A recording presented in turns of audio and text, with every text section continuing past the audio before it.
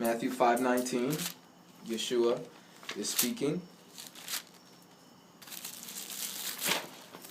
I mean, there's a few instances where Messiah is commanding his disciples to keep the law of Moses.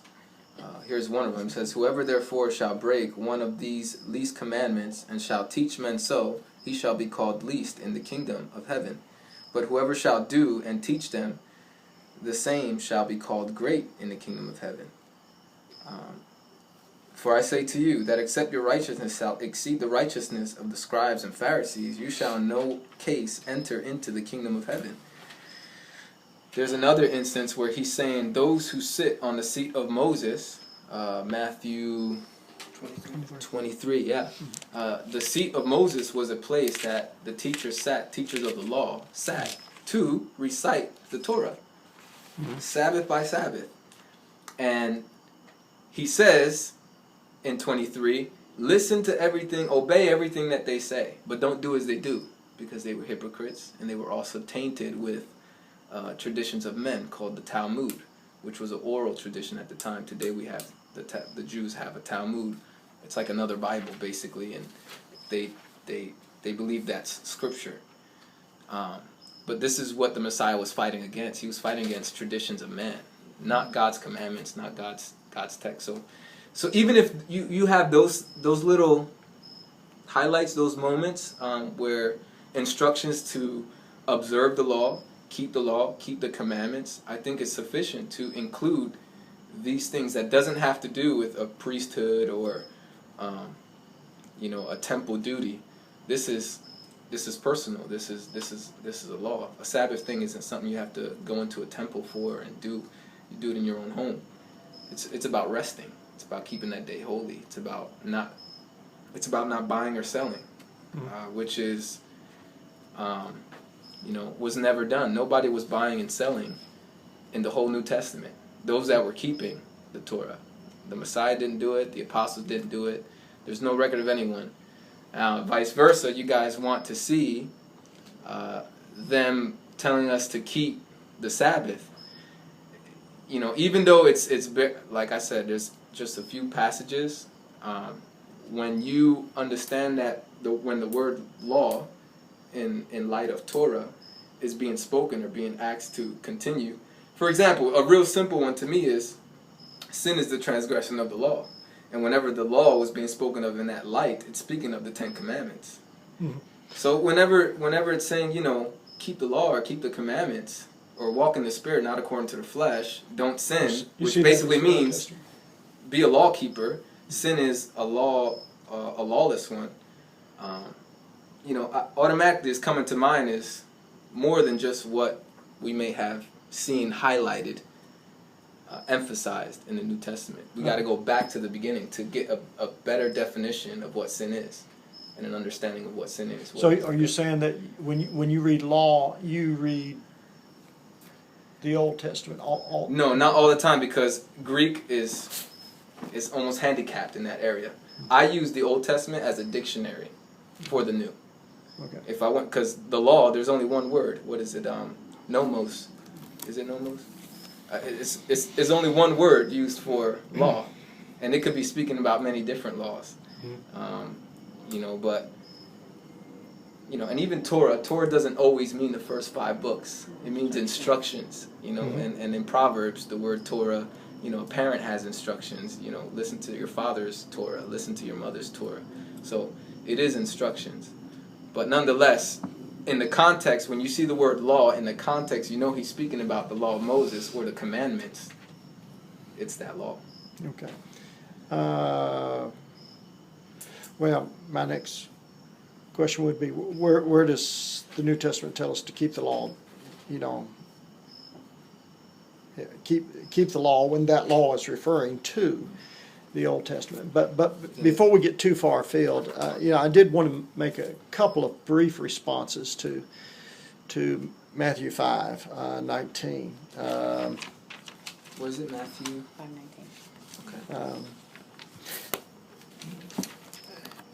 One thing I would say is we need to observe well, let me reread verse 19. Whoever then annuls one of the least of these commandments and so teaches others shall be called least in the kingdom of heaven.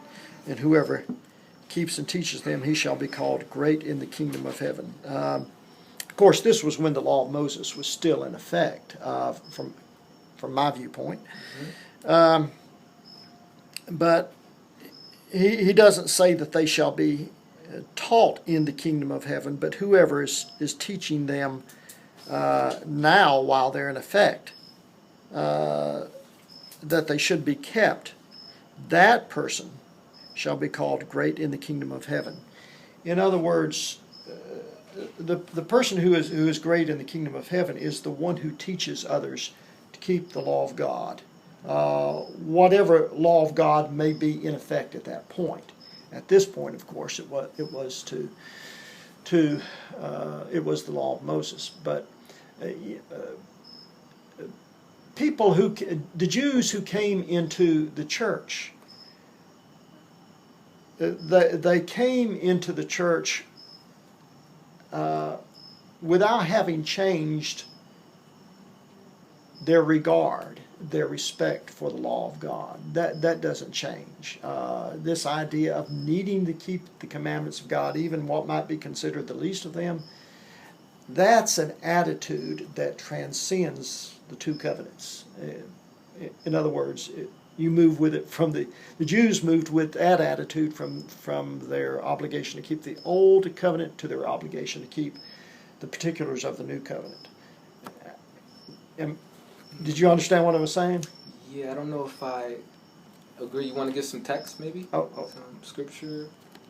Well, I know what you're I know what you're saying is, but from what I'm reading, when the issues of keeping the law and the Jews forcing the Gentiles, and this issue between the Jews forcing these Gentile believers, these converts, to the faith in Messiah, that contention that was existing, I understand that the Christian worldview is that they're forcing them to keep something that they don't need to keep anymore, versus they're forcing these Gentiles to keep the law of Moses in order to be saved.